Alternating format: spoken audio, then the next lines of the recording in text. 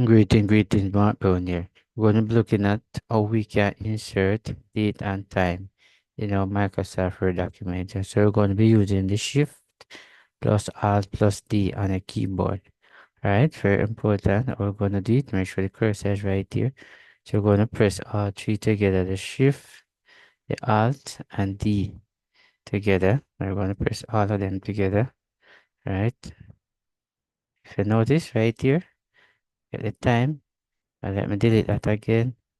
Alright, we're gonna press right here the shift, the alt and the D together. And notice, I press it and I get exactly the date right here. Very important as we go. So this is how we actually insert time and date in a Microsoft Word document. So thanks for watching. See you in the next video.